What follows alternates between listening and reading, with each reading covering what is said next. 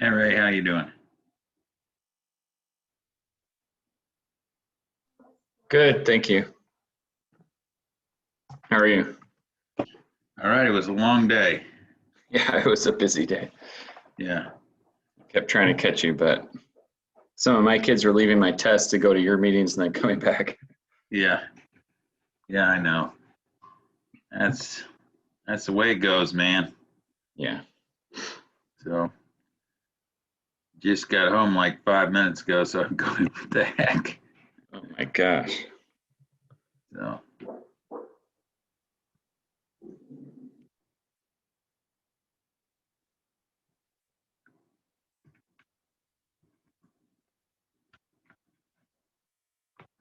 Susie locked her keys in her trunk and she was still at school. I said, I have to leave, man. Oh no. Her husband was coming to get her keys out of the trunk, so she may be a little late here. All right.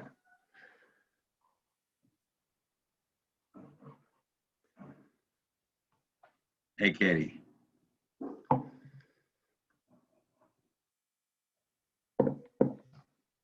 Chris, do you think we should at least introduce that this is an option for going forward, even though we don't have it all ironed out yet? Yeah.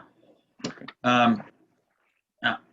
I'm thinking that we got to talk about it. I mean, it can count. I think it can count as an internship and instead of the internship, but I'm just not sure how it'll count as. Yeah, we'll have to figure it out. We'll have to figure that out. But definitely, we want our kids doing it. I think it's a great benefit to them. Yeah. Um, so we're going to have to look and see how we can promote that and get more kids doing it. And we want them to do that starting their junior year, right? Junior, senior. The seminar can be, it's usually 10th or 11th, the first class, and then the second class would probably be 12th. They could do it 11th, but that's their busy year, so it'd probably be 12th. Yeah.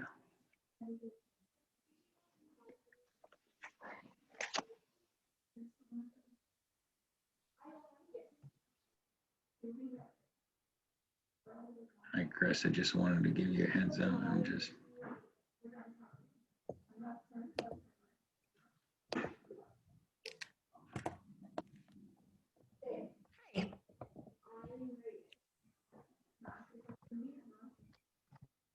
Can everybody hear me?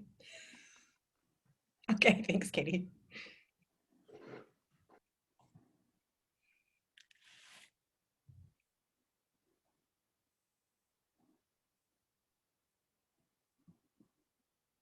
Mr. Miller, was there something uniquely chaotic that happened today that made it such a busy day? Or are they all like that now?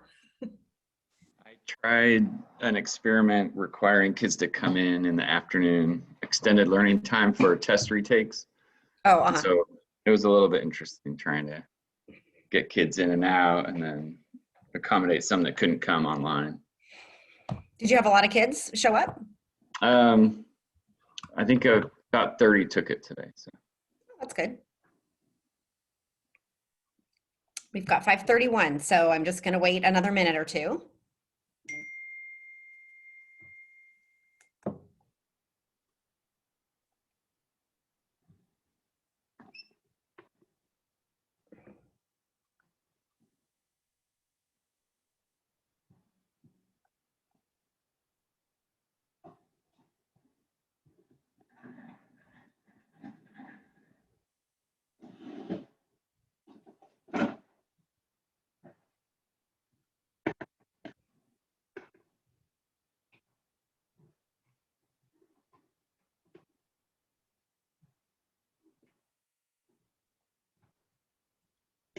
Okay, I think we'll go ahead and get started. I have 5:32, so welcome everyone.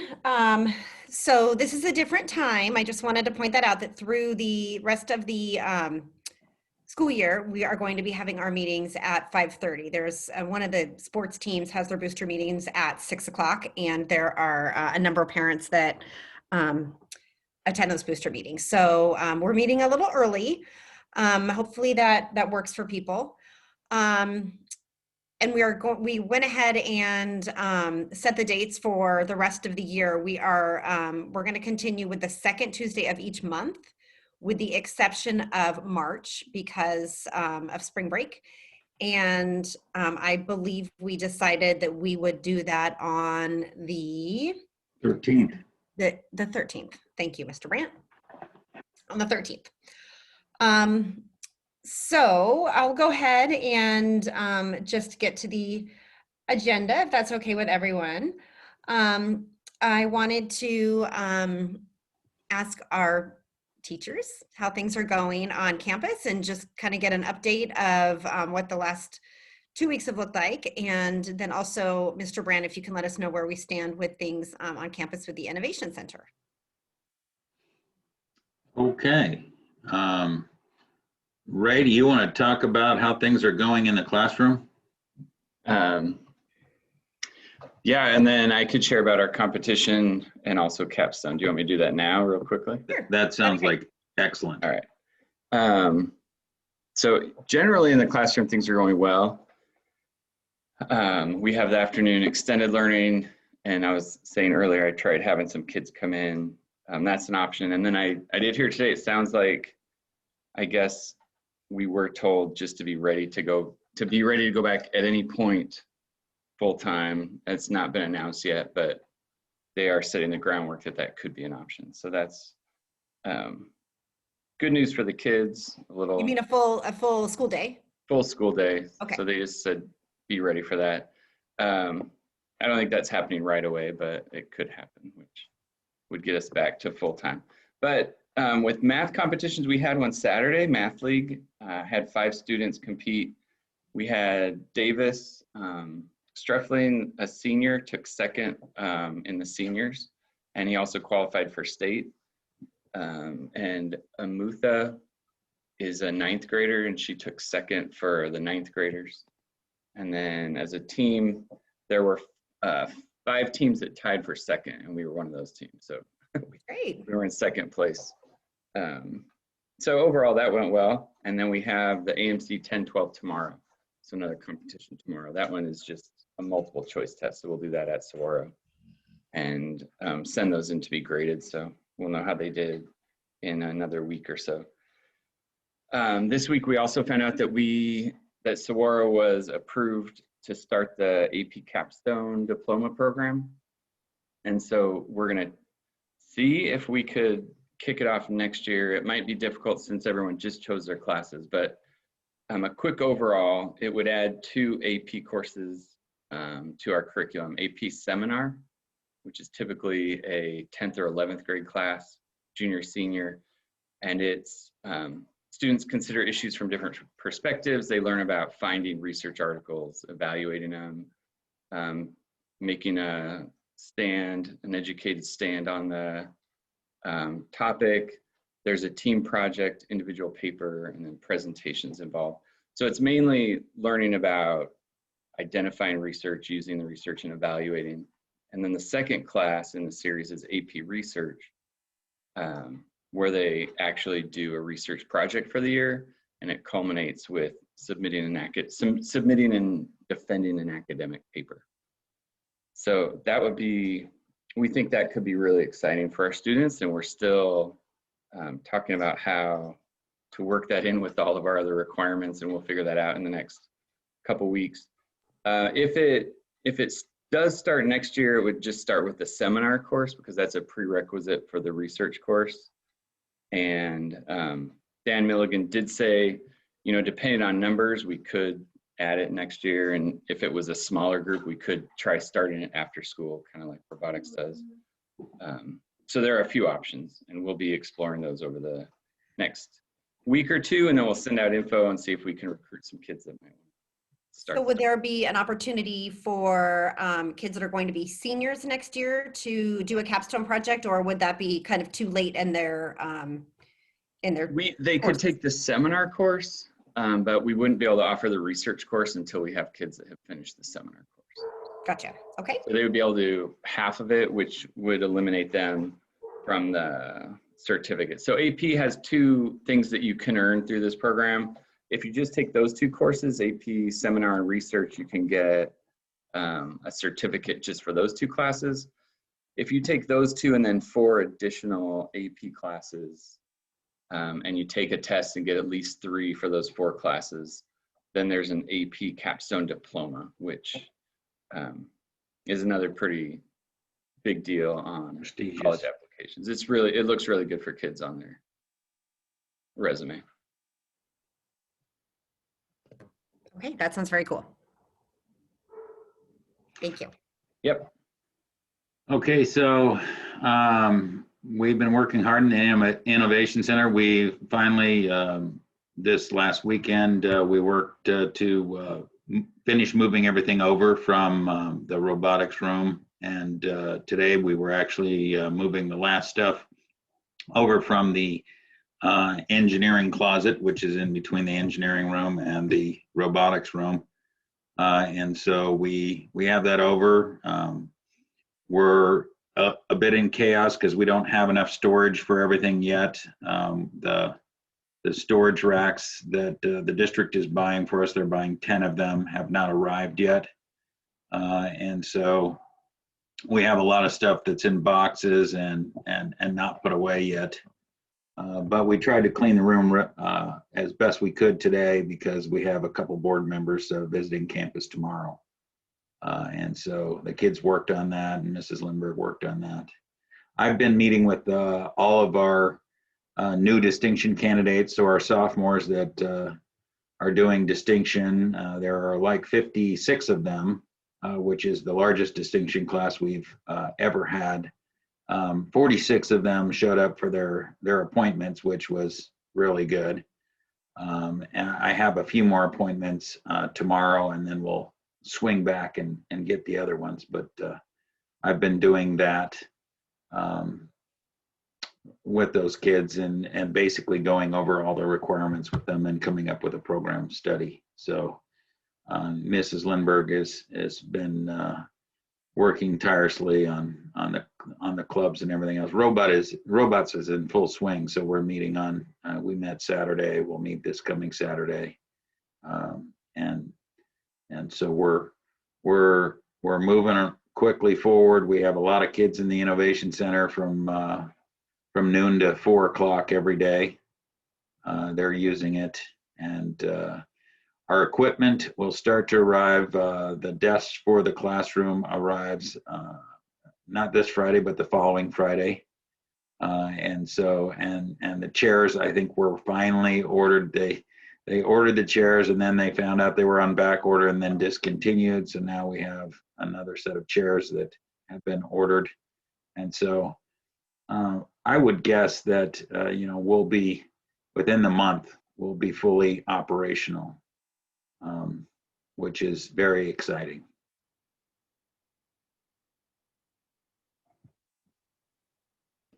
And are you still trying to come up with a date for, are you still planning to have families come through? Yes. The first thing we're going to do is invite our teachers. And so we'll start with our teachers and then we'll bring the families in on a sign-up genius, invite them over. We've invited all of the distinction candidates. One of the things I talked to them about was coming over and seeing the Innovation Center as I spoke with them. So we're trying to make sure that all of the kids that are on campus, know that we are open after school, from noon to 4, if they want to walk in and kind of see what's going on. We're requiring them to wear an N95 mask and if they're within 6 feet, a face shield, and if they're working on the same components, they have to wear gloves. So the kids have been doing a real good job with that. They don't really want to wear gloves, so now they all want their own personal project, which is, that's fine, but they're doing a good job. Okay. That all sounds Quick great. question. I'm assuming they probably have kind of their own filtration vent system, but we've been providing these air purifiers to the classrooms. Should we be putting a couple in the Innovation Center? We open the far doors and we open the big garage door. And so right now, because it is the afternoon and it is warm, that's how we're kind of addressing it. We're trying to open everything up. I would guess that that's probably going to be better right now than because it's a huge space, so you need a lot of additional filtration. So that's why we're just keeping all the doors open and really trying to allow for airflow. So I don't know. Eventually, I think we could definitely use one in the print lab because that's a enclosed space. So we could probably definitely use one there. But it is an awful big space. Thank you. That was a good point, Katie. So we'll discuss that, board members, about the idea of putting one in the print lab. And then I was going to have Susan touch a little bit on Sisters in STEM, but since she's not here, I'll just say that my understanding is that it went very, very well. Natalie Foster and Miss Lindbergh worked extremely hard to pull it off online. And we had how many students participate? 80, something like that? I think would- it was I'll say closer I'd to, have to ask Natalie. I believe it was closer to 90 or Yeah, 95 or maybe 100. I'm guessing actually strike point of around 100 yeah. from Which what I is- remember. Which is a great turnout. It sounds like they were really engaged and they had fun in the breakout rooms and everything went very well. So props to Katie, your amazing daughter, and Miss Lindbergh and all who helped pull it off, because I know it was quite something to try to put together online. So exciting. Do we know if we're going to do STEAM night this year? Lisa, do you know, Mr. Brandt? Yes, we do plan on doing STEAM night. How exactly we're going to do it, we're not sure, but chances are we may try to pair that with the Innovation Center opening type thing, and maybe have like an open house STEAM night and have like all the kids' art throughout the Innovation Center and stuff people can come by and see the exhibits, and then pair that with some kind of an online type thing. Susie's trying to come up with some stuff. She would be here, but she locked her keys in her trunk, and I had to leave school really quick. I said, I can't wait around with you. You're gonna just have to sit here and wait till your husband comes. And it's because I just got home like 5 minutes ago, so she may show up. She may show up after a while, but she has a plan. She's discussed the plan with me, and it's still fluid, but Right. We definitely are going to do a STEAM night. We want to be able to highlight our kids' artistic talent along with what they did for their field experiences this year and other things, and I think it's going to be some kind of hybrid. So I can see their art all coming into the Innovation Center, and I can see some kind of a Zoom meeting where the kids kind of present their poster over Zoom, and we'll do whatever we can, but I know she's going to make a good event. That's all she does. Yeah. One thing with that, Chris, just knowing what I've gone through in other years when we did STEAM, it does take a fair bit to extract the art from the kids for many reasons. So I'll talk with Susan about that. I'm not sure that she has had as much feet on the ground with that piece of it as I did, and so I'll coordinate that with her, because it's a lot of work to get the kids to have something ready for the event. So I mean, it's fine. We just need to make sure that there's enough a window of time for them to prepare things. Right. And Miss Peacock is a big part of that, right, Lisa? Sorry? Miss Peacock is a big part of that, right? She absolutely has been in past huge. I mean, the things that she has brought in from the art group have been phenomenal.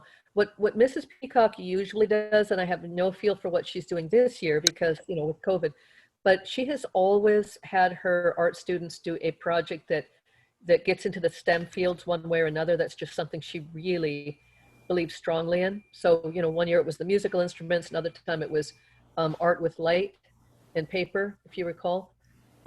So she has very kindly loaned us those art projects for STEAM night. So we've always had that as part of the presentation. And then of course we have our own students who might not be in her art classes able to provide any sort of artistic thing they want to do. As Chris says, it'd have to look different this year than other years because, you know, some of it's going to be remote. We'll have to think about that.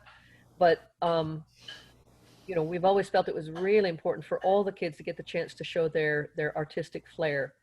Some of them don't really have a way to do that except that night. So yeah, we want to make sure that we get both her art and then our students' art engaged. And I like that idea that that you presented, Mr. Brandt, with having it be done with the open house and walking through and seeing people's art and doing kind of a hybrid thing. That seems to make sense. Welcome, Susan. You made it from the parking lot to that glorious library behind you. Yes, I did. Thank you. Okay, so the next thing I just wanted a quick update on is how things are going with Cyber Patriot and all the different initiatives there. And if is there any movement camp or anything like that? Susan, you want to start or do you want me to start? You know things I know. I'll talk about the clubs and you can talk about the camp. Okay. You're more in tuned with that. So Critton is in charge of the Bookworm Club, and he sent out an email saying we're going to meet on Wednesday, tomorrow, and he's really excited. He's getting everybody excited about going on with the book series, and he's doing a great job with that. And Kenan McAndrews had sent out an email to Cherokee trying to get some teachers interested in the cyber sys on our kids going in and teaching 5th and 6th graders. So still waiting to hear from that. And CyberGen is on hold still. And then Cyber Patriots, Jake is doing an awesome job trying to get some interest in some out of season things like a capture the flag. So last week they did a capture the flag kind of a competition, sort of a competition. It's a teaching kind of a program, and then you try and capture the flag. You try and get the answer correct. So it's just fill in and see if you get the answer right. And he discussed with Mr. Lillo from Kiva, Northrop Grumman, some other ideas of things that they could do. And so looking forward to seeing what happens with Cyber Patriots. It's going to be, I think, April 1st, somewhere around April 1st is sign up for next year already.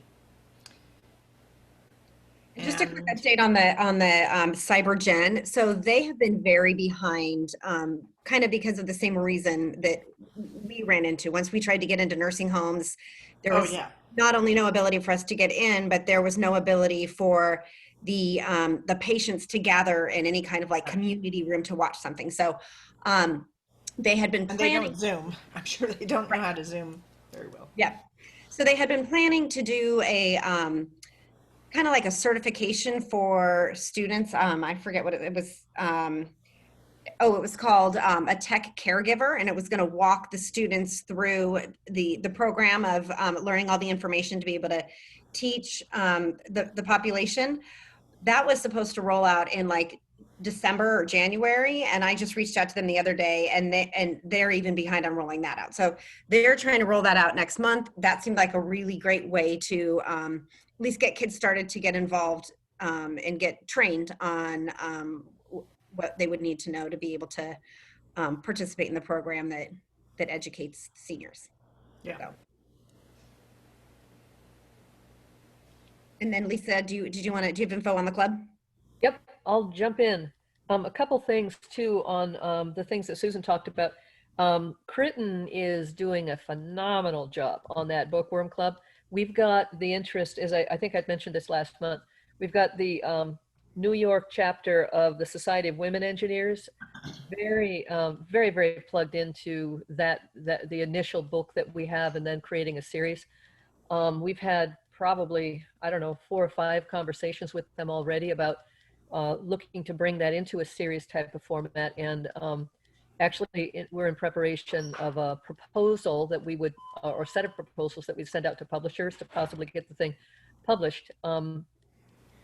The New York chapter is just very excited about what that could look like. They don't see anything else out there like what we're doing.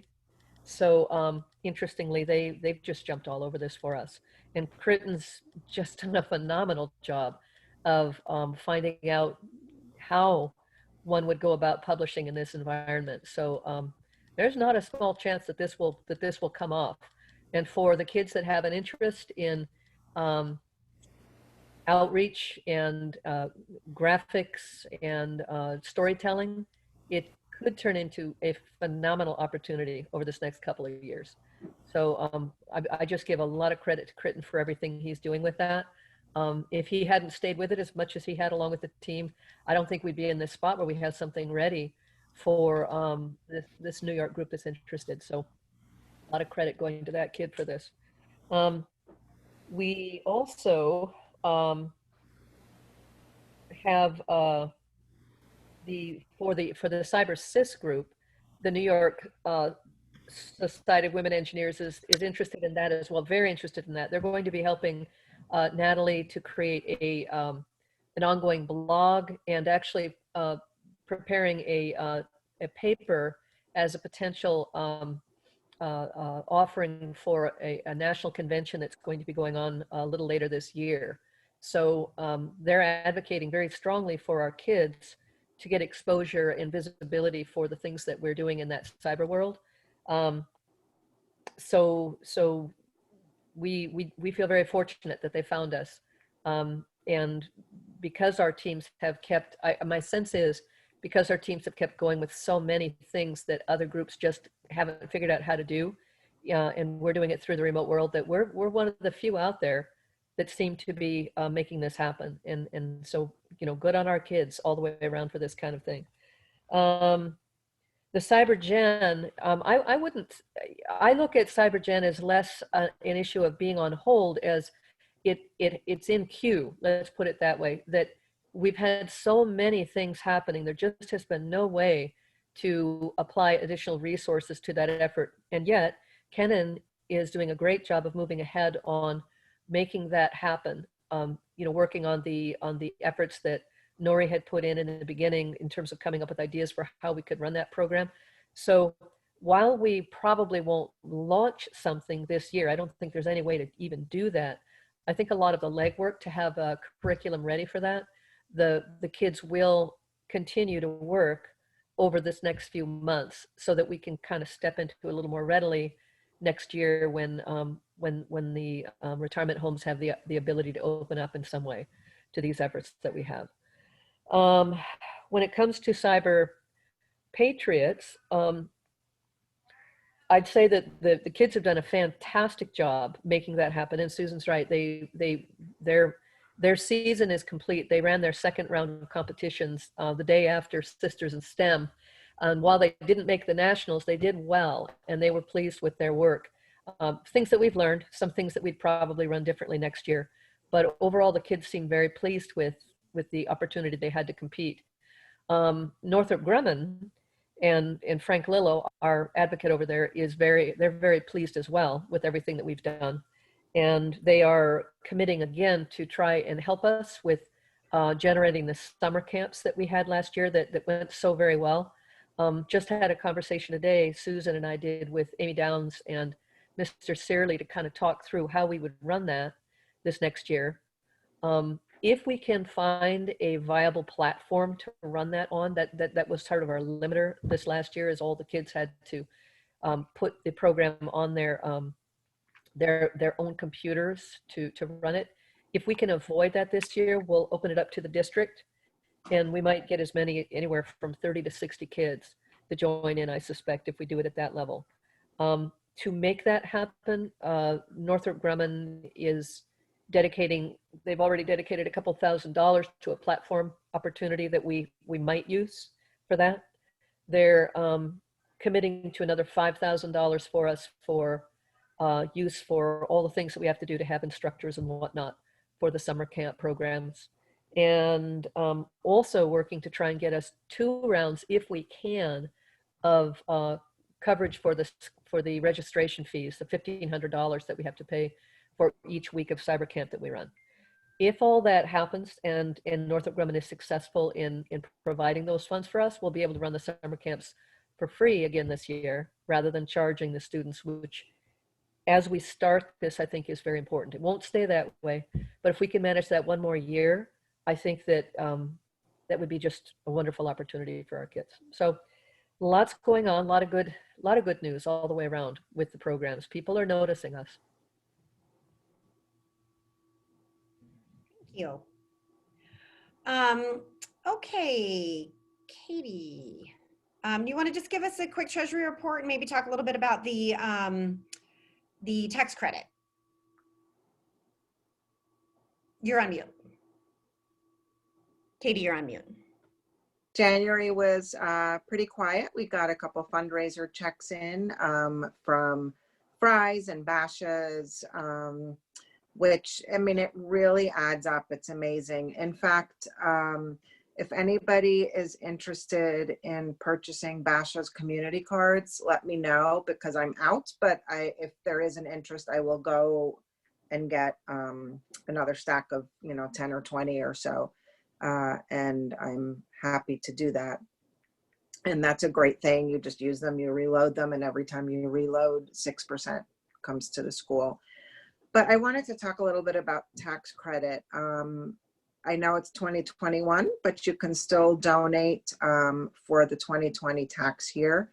The limits have not changed: 400 for a married couple, 200 for filing single. Cybersecurity has been added as an option in the drop-down menu. I strongly encourage you to, I know people are pulled in a lot of different directions from their kids' activities.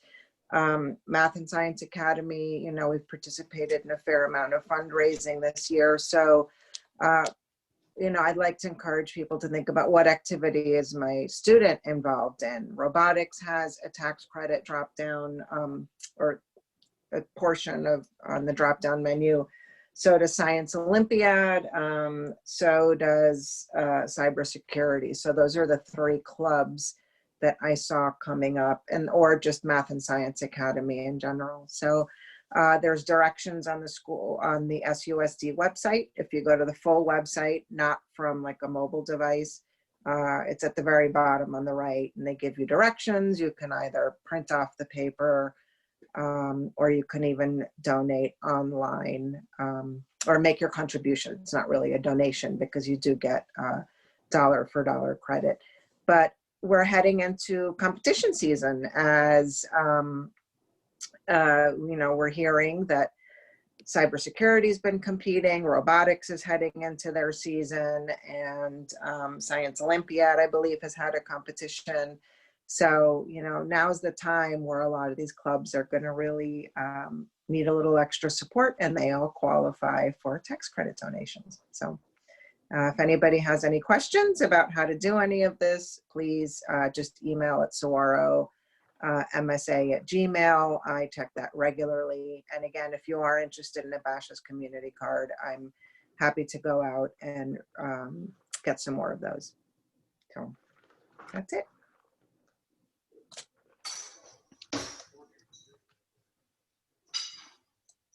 Okay, thank you, Katie.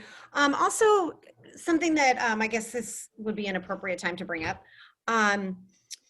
I just wanted to make the distinction between the different names of our group, so that when you are contributing to the Booster Club, or when you're getting on the Fry's website and you're looking us up in order to, or the Amazon Smile, in order to link your account to the Math and Science Academy, you know what to look for. So we just had some clarification provided about this, so I just wanted to share it with you. So the Booster Club, so the parent organization is called the Saguaro Math and Science Academy. So when you're linking to Amazon or any of those other, or you're writing a check to the Booster Club, it's going to go to Saguaro Math and Science Academy. The academic component, the school program, is the Scottsdale Math and Science Academy at Saguaro. So that's that's why it goes back and forth a lot. Sometimes we're called the Saguaro Math and Science Academy. Sometimes we're called the Scottsdale Math and Science Academy. So just to clarify, for purposes of what Katie's talking about with all these passive fundraising, you're looking to donate to Saguaro Math and Science Academy because that is the Booster Club that supports the program on campus. Did that make sense? Okay. Okay, and then we have a couple fundraisers coming up, and Melanie, thank you for posting the information about that in the chat. Melanie posted the dates for the next two, as well as the online ordering code. But Melanie, do you want to talk a little bit about those? Yeah, just that we have done the Chipotle fundraiser before, and that was one of our best fundraisers. So that's why we're doing it again. And we did not do the online order last time, so because of COVID, they added that. So we're really excited that they can do that through the Chipotle app. And we're really excited too. We tried doing Lucy's on a Saturday, and now they're open at night. They weren't at one time, so they're open at night. So we're trying again. So that's in March. And also they have a little shop, and last time they gave us a percentage of what was sold at the shop. So that was really great because it was right before Christmas. So we did pretty well on those two fundraisers. So we're hoping to spread the word, and tell your kids too to come and to have their friends spread the word. And then I posted too on Facebook the flyer as well, where the Facebook group you can join and get all our latest info there as well. Thank you. Yeah, that was great that Lucy's let us apply expenditures from the shop, because if you have anybody to buy birthday gifts for, they have some gourmet foods there, cheeses and wines and things like that.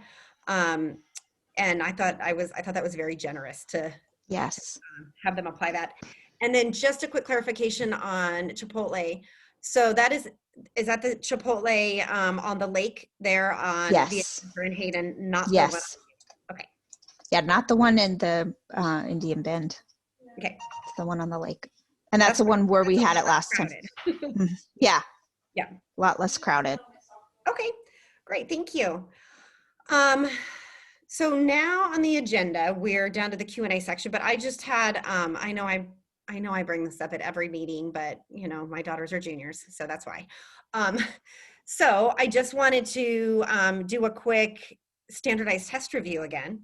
So the sophomores and those juniors who signed up for it just recently retook the PSAT toward the end of January. And then all juniors are signed up for the ACT at the beginning of March. Is that March 1st, I believe. Is that correct, Mr. Brandt? That is correct. Okay. And then are there any other, how about the SAT? Is there a date that the SAT, that all Saguaro students are signed up for on campus of a certain grade level to take the SAT, or does everyone need to go sign up for the SAT on their own? You have to go sign up for the SAT on your own, and there are no SAT tests that are offered at Saguaro High School. Okay. So I know that there is for those interested, there's an SAT somewhere in mid to late March. There's another SAT in May.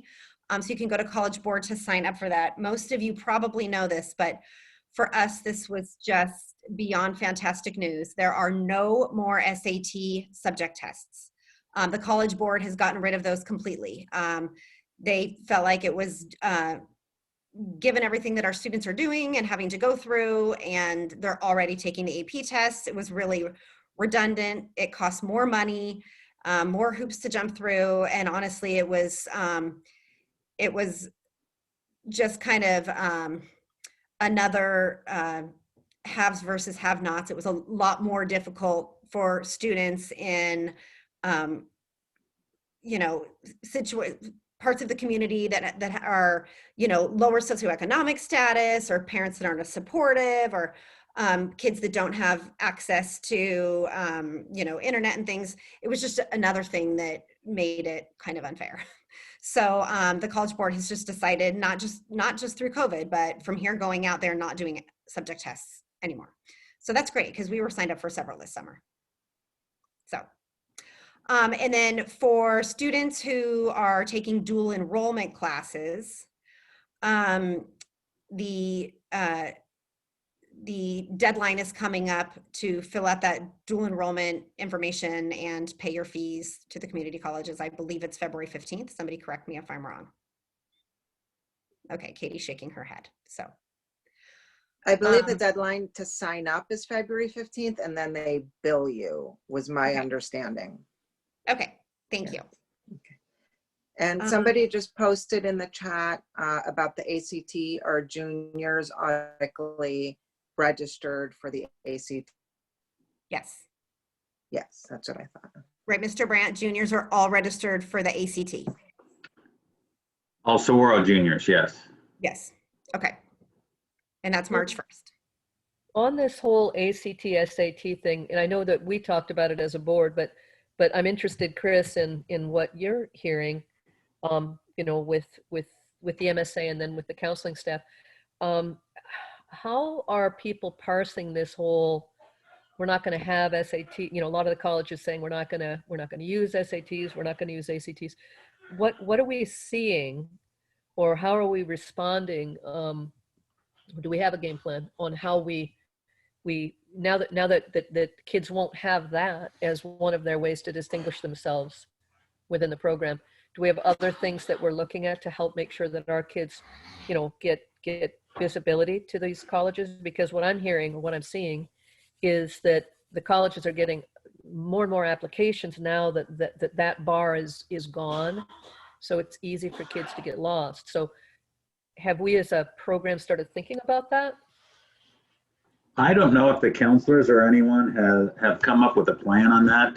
You know, and a lot of colleges are doing it, and a lot of colleges are not. And so I'm encouraging kids to take the ACT and SAT and to do well on it. I know that some colleges are saying, you know, that it is still, you know, if you do really well on those tests, they're still going to consider it. They're just not going to, if you do poorly on the test, they're not going to have that be the determining factor that you don't get in. So I think we need to encourage our students to study for and to take those tests. Whether or not the college that they're going to is going to make that a key factor in getting in. Yes, it does open the door for a lot of other kids, you know, who don't test well. And I know that colleges already look at multiple things to decide, but, you know, my question is more about the scholarships. A lot of scholarships are tied to national merit, you know, and a lot of scholarships are tied to your SAT scores and your ACT scores. And so I think the students that are in the academy, all of them are very bright students and have possibility of getting scholarships. So I'd hate to see them just say, well, you know, it doesn't look like I need this to get to where I want to go. And then find out, okay, well, the scholarships were given to the people who took the test. So, I mean, I don't know of any Saguaro plan to mitigate that. I can ask the counselors. That's not a question that's come up to me yet. So if you guys want me to put that in front of our counselors, I'm certainly willing to do that. Personally, I think it's a good idea. I don't know. I think the more information, the better right now, because this is personally, I don't know, you know, it's not my, you know, our situation's resolved, but at the same time, I just feel like this is such a time of flux that it's very easy for kids to get lost in the shuffle for so many reasons. And yeah, it would be nice to know if the counselors have any guidance for us, you know, on how we should respond to that from a competitive standpoint. But you're right. I mean, goodness, I hadn't even thought about the national merit piece of this. That's a big deal.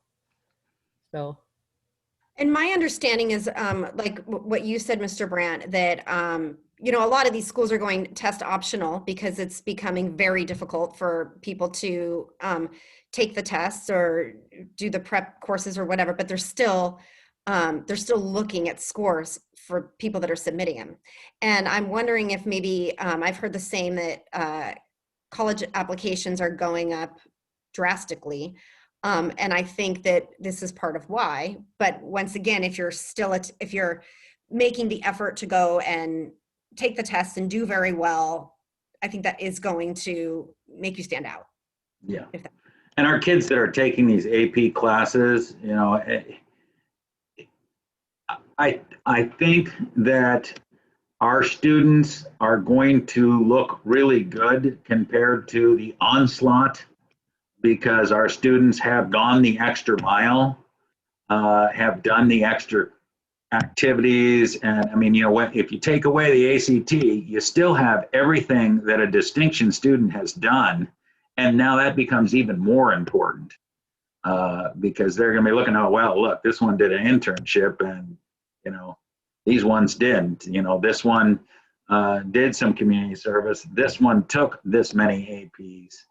You know, and so I'm not sure it's going to hurt our students because I really think that our students shine outside of just their test scores. I just think I also know that I've had a lot of students who did not get A's in my classes who went and took that test and just blew it away. And then the colleges said, oh my gosh, well, you know, maybe you are something and maybe you know, this was just a crazy teacher or, you know, whatever. So I've had kids who, you know, and we're losing the subject test. I'm glad we still have the AP test because, you know, I had kids who were at a C in my class and went and took the AP test and got a 5. And they're going to be looking at that, you know, they'll still look at AP test scores. Chris, do you think that you are able to reach all the students we need to reach to make sure that they are indeed encouraged to take those, the SAT and ACT, in spite of all the, you know, talk that goes on out there about the test going away? Are we able to get to them? Maybe this is one that the counselors can help us, or maybe we need to put a note out to families. I don't know. I mean, or if you guys are covering it, then we're good.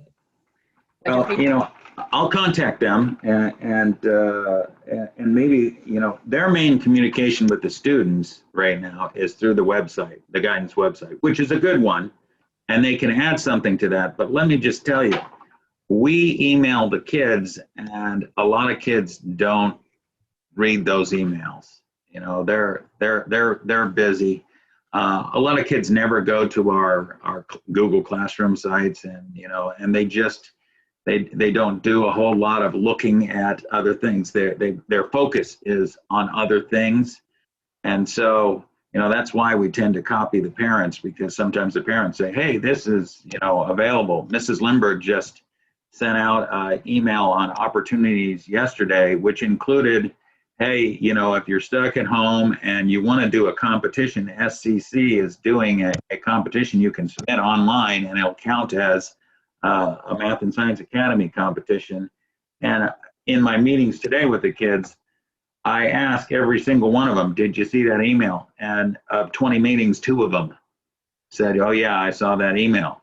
So it's just, I mean, I don't know what to do, you know, I know how time consuming, and I can't believe that you've been able to have a Zoom meeting with every student. And I believe you already went through the juniors, but Is it something that once you, when you're having those meetings, you can just say, are you planning to take the, or what kind of preparation are you preparing for the PSAT, or it's still really important that you take it? I know that it's optional at a lot of schools this year, but it's something that should be on your radar. I say stuff like that. The meeting is so very short. This year I made 10-minute meetings. That was wrong because I was so happy that I could extend the meetings when someone didn't show up and be able to talk with them a little more. So next year I'll have 15 or 20-minute meetings with them. We're probably, some of them I'm going to go back. There's 10 of them I have to reschedule a meeting with, plus there's an additional kids who came in and it just wasn't enough time. So I said, okay, we're going to have to meet, because we have kids that are joining distinction right now as a junior, and that's a whole nother problem, because all of a sudden they're coming in now, they haven't taken the right things, they need an internship this coming summer, and so those kids we have to re-meet with, and I'll certainly talk to them about it. I mean, everyone forward, I certainly can.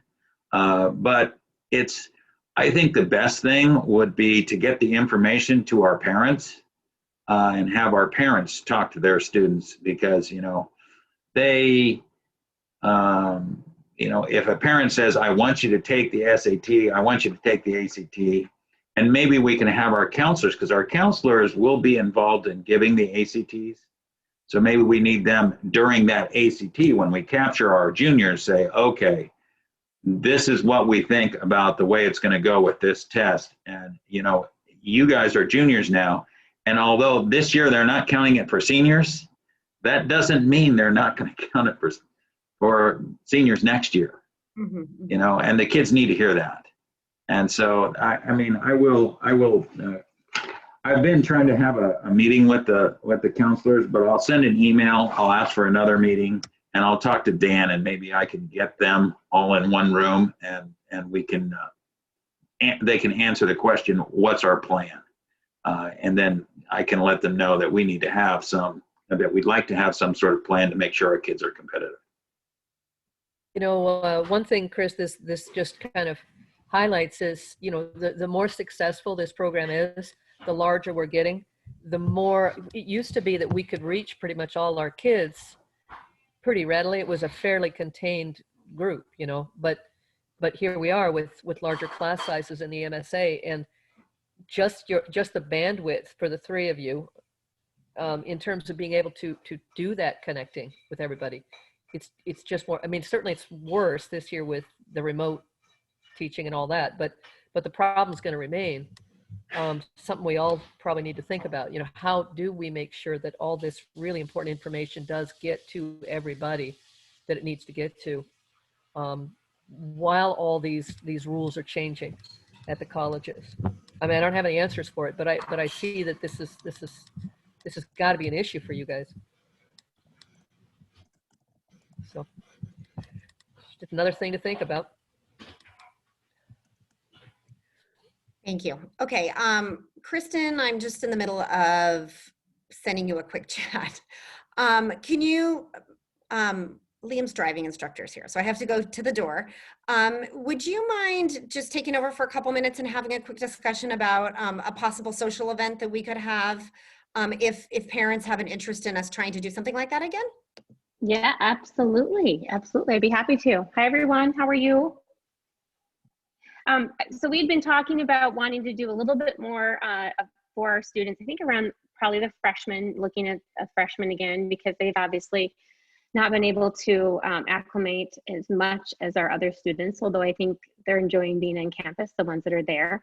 But for everyone, even those that are still online, we wanted to see if we could maybe arrange another event for them to interact. And so I just wanted to open it up for discussion from some of the parents here involved and our wonderful faculty to talk about some ideas around that, and the modality format, obviously, just maybe even some ideas, what would be considered cool and that they would actually want to attend, as well as some, you know, maybe the format too. I think we're probably still thinking virtual, you know, but so just wanted to open up for discussion.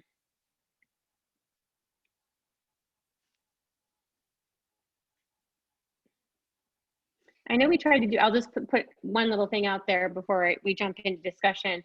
I know we did some impromptu things. Ms. Lindbergh, thank you so much for arranging some of those fun things for the kids around the holiday season. So I want to hear maybe reflecting on how that went. Maybe we can kind of jump off from those and supplement maybe some things here, you know, kind of mid-semester for the freshmen. Well, we did have over break, we did have a game night, holiday trivia, and I don't know, maybe 15 kids showed up.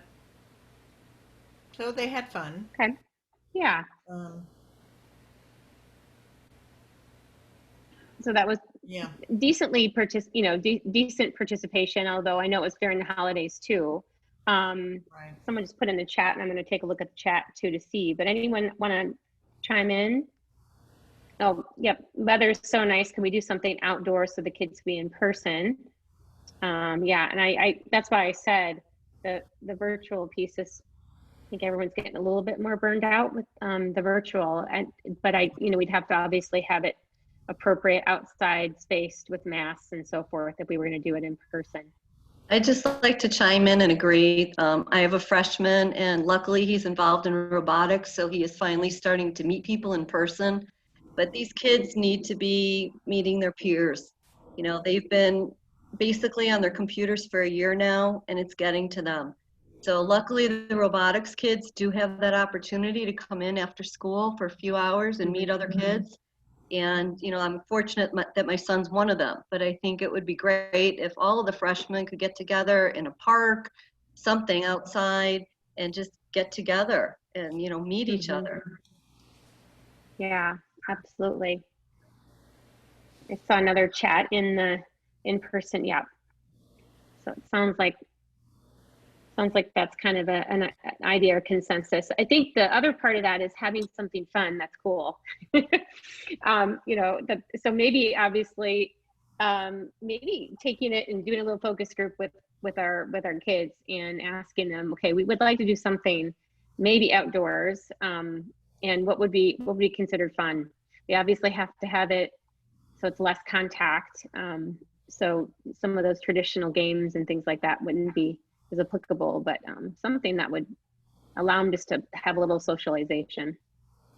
I would suggest if you're going to do that, something outside like that, that you get a huge area and you do like a scavenger hunt or something that will keep the kids apart. You know, as best you can. I'm not sure exactly what our district would say about the teachers arranging something like that. I'd have to talk with Ann and see where we are on that.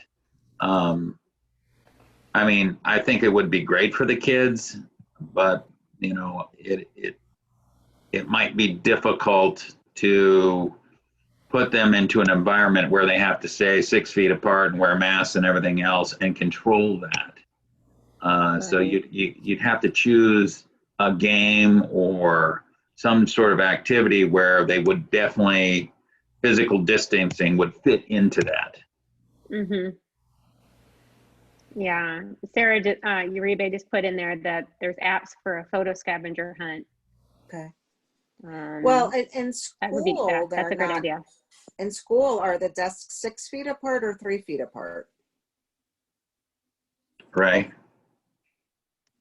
3. Okay. 3. So theoretically, we shouldn't be held to a different standard than in the classroom. I see Susan shaking her head. So, you know, a scavenger hunt is a great idea, and at, you know, perhaps at a park. I definitely understand why Chris says we need to run it by admin because it would be school sponsored, but based on just even a couple of chats, it sounds like kids are wanting this. So maybe we could approach admin and ask them, you know, sports gets together after school, you know, we're a club in a sense too. I do think that kids are really suffering emotionally. I think their mental health has taken a beating this last year with this isolation. And I'm talking personally now, not as a board member, but I think that we need to meet those needs too. And if we're in a position that we can try and organize something that would be considered, you know, safe-ish, as safe as anything is. Katie, the thing of it Yeah. is, though, I think that we absolutely need to do something for our kids, but I don't think that we can presume that because the district wasn't able to do anything but 3 feet, that we should necessarily use that as our standard. Because let's face it, when that was set, that was before the decision was clear that COVID is airborne. So all of the thinking that they just never kind of updated for the fact that the CDC eventually concluded that the risk was higher than they originally had thought. I don't think there's any reason we can't create a safe outdoor activity for the kids if we're really smart about it. But I think the standard should be whatever makes sense from a safety standpoint. And I think that's doable. I mean, we've all, had social things that we've done with our kids outside. But I think Chris is right. If you did it with some organization, you stand a chance of making it work. If you just leave it open for the kids, they're going to come together because they miss each other so much. And it would be good if we can avoid that. In the classroom, the kids have an assigned seat, and there's contact tracing associated with that. And an activity like this, there would be no controlling. We're 3 feet apart, but if we get a case of COVID, everybody that's within that 3 feet will be quarantined for 2 weeks. And so I understand what you're saying is that we shouldn't be kept to a standard that is more rigid than the school is doing. But that being said, they are not stationary, and there is no contact tracing. Unless we made some kind of a game or something where we did that. And that's what happened to the football team. One kid got COVID, and they just boom, the whole team was out for 2 weeks. Do we want that at our event? One kid has COVID and our kids are out of school for 2 weeks.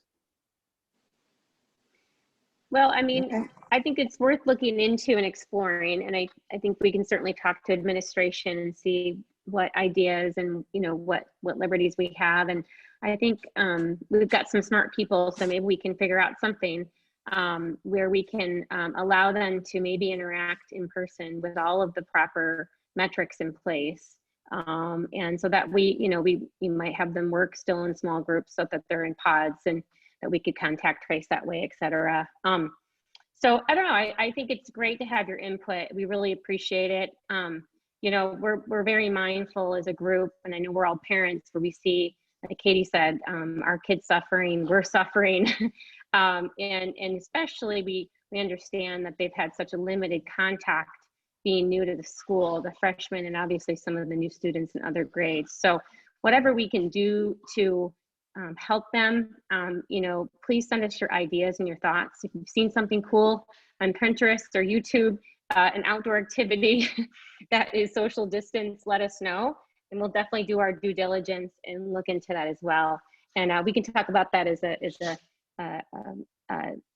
board, and then try to go to administration and see what we can do. At a minimum, we can do a virtual event, but maybe we can try to do something in person, and that would be great. So thank you for the open discussion. Kristen, one other thought for you. I know that a lot of the kids who already know each other in the older grades have been setting up a lot of standard ongoing game nights in smaller groups. I wonder if, and those are wildly successful.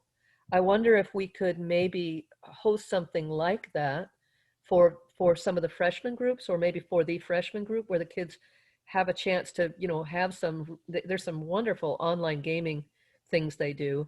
And they all really seem to have a great time with it. Maybe we look at that too, along with, Yeah, I could ask absolutely. about that.